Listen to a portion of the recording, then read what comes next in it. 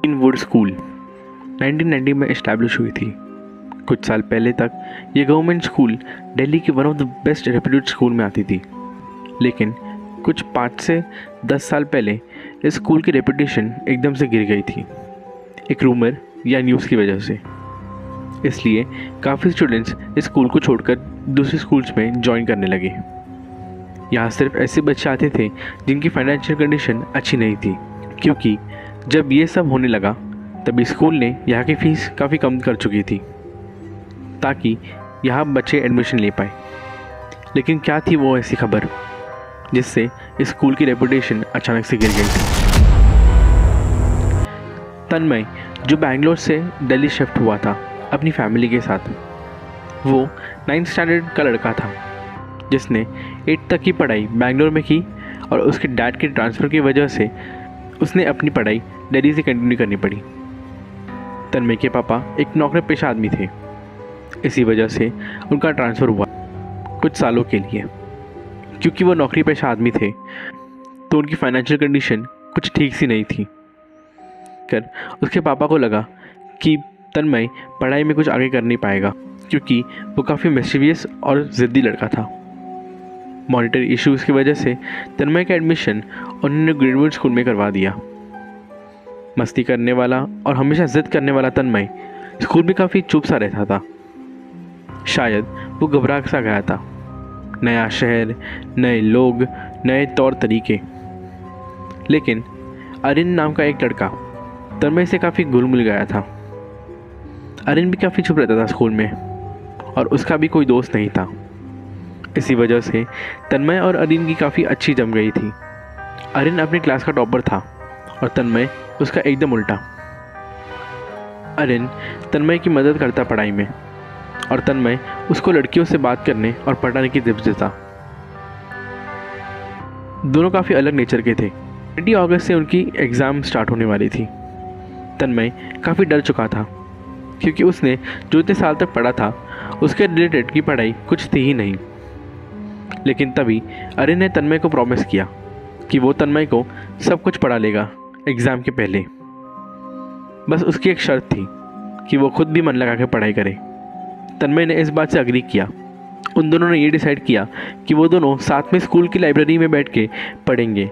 School ख़त्म होने के बाद जिसको काफ़ी पढ़ाई में इंटरेस्ट था वो शाम के 6 बजे तक ही लाइब्रेरी में रुक के पढ़ता था। ये बात तन्मय को हजम नहीं हुई, इसलिए ये बात उसने तरिन से पूछी। तभी अरिन ने कुछ ना कुछ बहाना बनाते हुए ये कहा कि तुम ना ही जानो तो बेहतर होगा। अब तन्मय को ये बात पसंद नहीं आई और उसकी क्यूरियोसिटी बढ़ चुकी थी ये बात जानने के लिए। तभी उसने ये डिसाइड किया कि वो ना तो खुद पढ़ेगा और ना ही अरिन को पढ़ने देगा। अगले दिन से तन्मय अरिन को डिस्ट्रैक्ट करने लगा, ये सोचकर कि अरिन उसको सब कुछ बता देगा, लेकिन उसका उल्टा ही हुआ।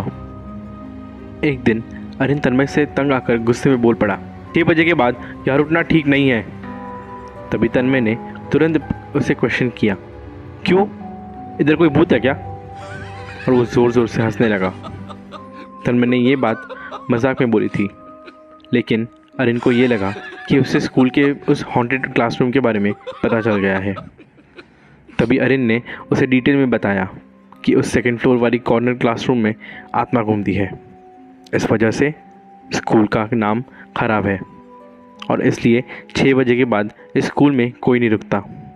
वॉचमैन खुद भी उसकी नाइट ड्यूटी स्कूल के गेट के थोड़े दूर बैठ के करता है और ना कि स्कूल के अंदर। और स्कूल का मेन डोर भी शाम के 6:30 बजे तक बंद हो जाता है। अब यहाँ तन्मय को एक शरारत करने का मौका मिल गया था।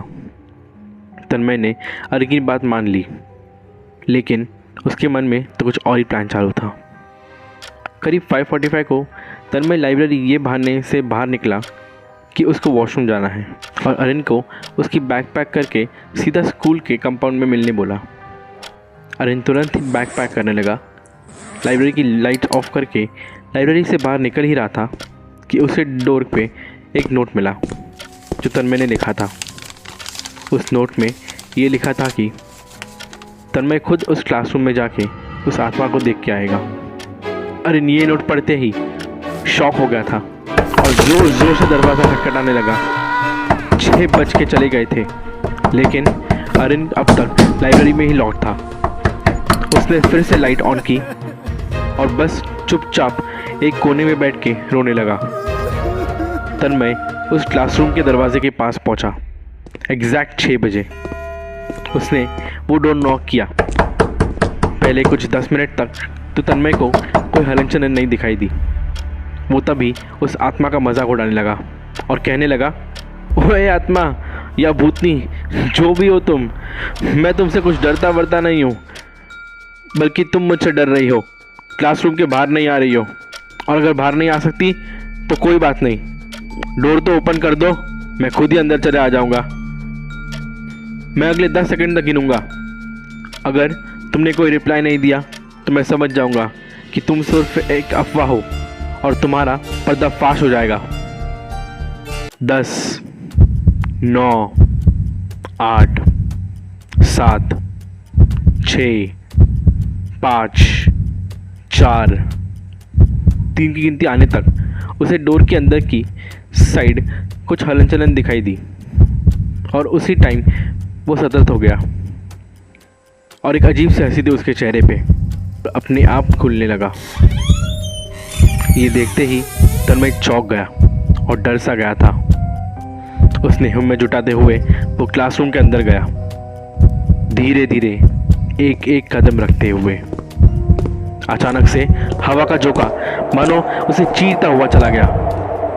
तन्मय ने पहली बार ऐसा कुछ एक्सपीरियंस किया था।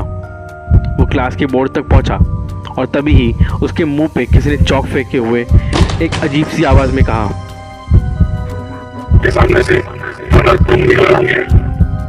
चौंक गया था। बेंच की तरफ वो गिर पड़ा।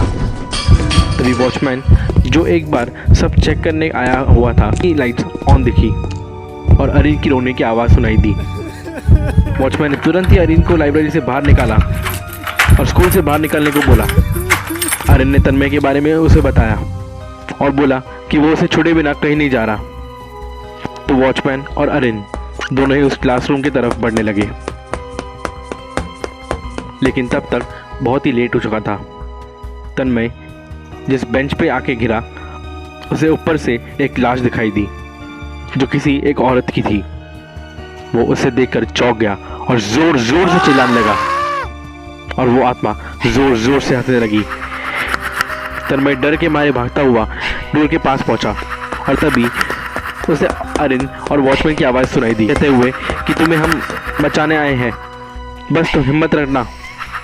वो आत्मा की हंसी से इतना डर चुका था कि वो डोर पे ही बेहोश हो गया था। वॉचमैन और अरिन दोनों ने एक लैंप लाया और क्लास के अंदर झांकने लगे। उनको एक लाल आंखों वाली पीली साड़ी में एक औरत दिखाई दी जो उनको घूर रही थी और कहते जा रही थी कि बंद करो। वॉचमैन और अरिन दोनों ने उसका उल्टा ही किया और डोर खोल के लाइट की रोशनी बढ़ा दी और बेहोशी की हालत में तन्मय को उस क्लास से बाहर निकाला। अगले दिन जब तन्मय उठा, उसे तेज बुखार चढ़ गया था। उसने अरिन को कल की रात की इंसिडेंट के बारे में बताया। उस दिन के हादसे के बाद तन्मय ने उस क्लासरूम के बाहर देखा तक नहीं और ना ही उसके अंदर जाने की सोची। वो क्लासरूम को अच्छे से लॉक करके उन्होंने बंद कर दिया था, हमेशा हमेशा के लिए।